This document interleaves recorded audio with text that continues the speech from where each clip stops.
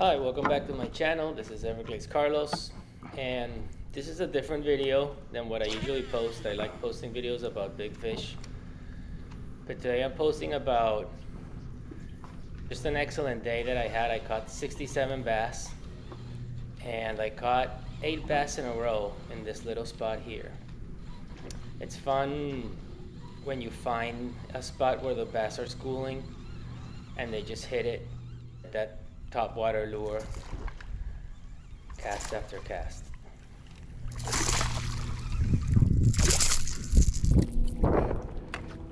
I got to my spot at 5 in the morning. I was in the water by 5:15. I know this area well. I've been taking notes on water levels for about 3 years now, so I know, depending on water levels, what's going to be passable and what's not going to be passable. So I knew it was going to be pretty close. I knew that I was going to have to probably pick up my paddleboard in a few spots. I was going to have to drag it in a few spots. And because it's so shallow, you can't really paddle because the paddle hits the bottom, so you have to push yourself with a push pull. I was probably in 7-8 inches of water at the most when I was trying to get up here. And then, you know, once you're in the spot, there's several deep water pits, and my thinking was, with the weather being so warm and the water being so warm, I was going to be able to find some fish in these deep pits. And I did. I fished the pits for a little under 5 hours, and in under 5 hours I caught 67 bass. I didn't catch anything big. I don't think I lost any bigs. I just caught a bunch of quality fish. They tend to look smaller on the GoPro, but most of these were 2-pounders, 2.5-pounders, one after one. You can see with a spook.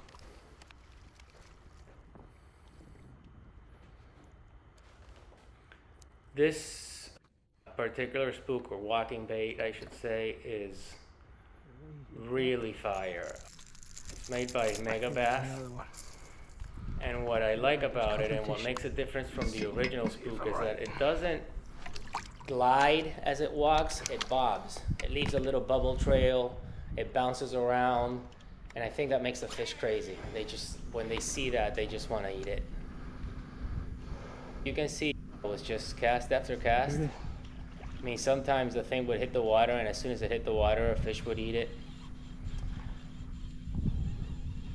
What you're seeing here to the left, about 20 yards from those reeds, it's about 4 or 5 feet deep. And then after that, the water gets considerably deeper, about 10 to 12 feet deep. They were kind of hanging out in that shallower spot there. So fun. I use those fish grips because first, I already hooked myself once, and that wasn't fun. There's video of me getting myself unhooked. I was about 4 miles from the ramp, so I had no other option but to pull the hook out of my hand because I couldn't paddle with it in my hand. So I use those fish grips to prevent myself from getting hooked. And I also, not to be a braggart, but when you catch 60 plus bass, if you're thumbing all of them, your thumb's gonna get torn up. He's got it already. Look at that one. It hit the water. As soon as it hit the water, he ate it.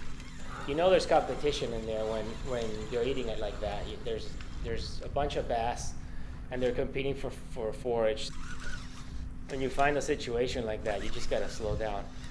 And this time of the year, I've learned that bass are schooled up. I haven't found that right school yet. I haven't found that school of 5-pounders, but they usually school up, and they're pretty similar sizes. And so when you catch one, it's well worth it to keep throwing and throwing. That was cool. Quick release there. Didn't have to do anything to get rid of them. I know a lot of the people that watch my videos know the area that I fish. That's her. And you can probably tell exactly where that is. Come on, be her. But I'm telling you right now, to get there, you have to be committed to do some work. I mean, it took me 2 hours of work just to get to an area where I could start fishing. Get out of there, come on.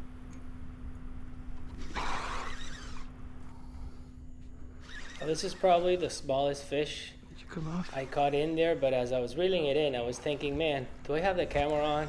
I really want to catch this non-stop action, so I took my camera off just to make sure it was on, and then I put it down and I got the fish unhooked. But this is probably the smallest one from that little school that I was playing with.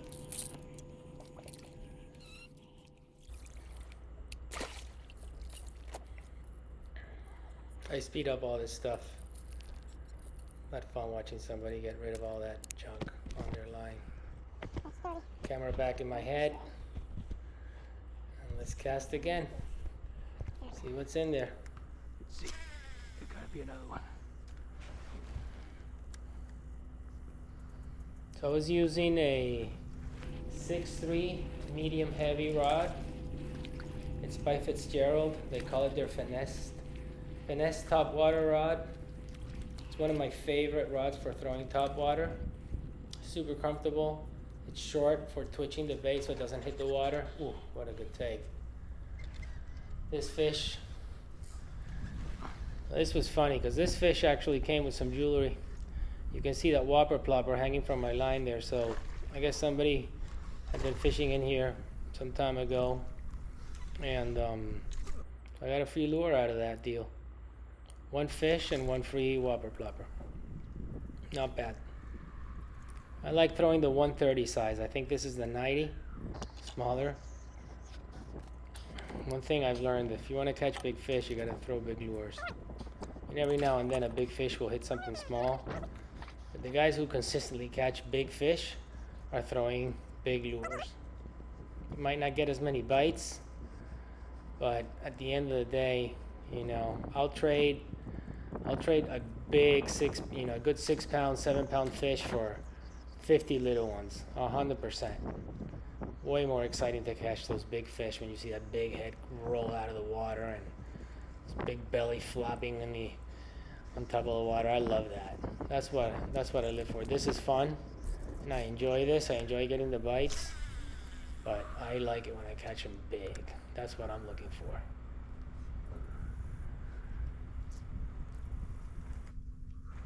And it's funny, big fish come in waves, and I feel there's always like a crescendo as you're gearing up to catching that big fish. You'll catch a couple of 4s, you'll catch a 5, maybe a 6, and then all of a sudden that real big one comes, a 7. I've caught quite a few 7s. I've caught 1 8. That's the type of fish I'm looking for. I enjoy this, but I want to see a big mama.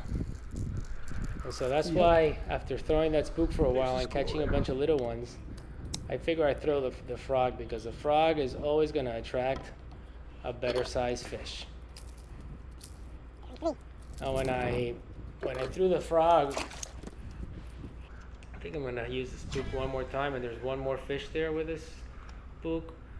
But then I decided to throw the frog, and I was throwing it on a brand new setup, so I did remember to kind of tighten the drag and to tighten the brake on the reel, just to make sure I didn't get a backlash on my first cast. So when you see the first cast, it's going to be kind of a short cast. But I did forget to tighten out the drag. When I'm fishing a frog, I want the drag to be on lockdown, and unfortunately I forgot to do that, so I still, I guess, make rookie mistakes. And so when I set the hook on the fish, I don't think I got full penetration, because I kind of felt her. She fought me a little bit, but then when she made the jump, 24. she came right off, which was really disappointing. It's funny how fishing can be. You know, you catch 9 fish in a row, and you can still leave with a bad taste in your mouth if you don't do things right. Good bites are so few and far between that you just can't run the risk of messing up on a small ball, like I like to say. So see, this frog didn't go very far on this first cast, because I had everything, pretty, all the brakes almost to the max. After this cast, I adjust everything, but I still forgot to tighten the brake. I like to fish a Lulz Super Duty reel that has 20-pound drag, so I can really get them when I swing. This fish is cool. You'll see. I'm gonna make a little close up here. You can see the fish coming in from the right, and as soon as I see her, I just stop the frog, and she's so committed, she just eats it. Boop! There it is. Yeah, I hit her. You can hear the reel flip, and then you'll see the frog fly right out of his mouth. Well, thank you for watching my video. If you like my content, please like and subscribe. It really helps. And tight lines, I mean.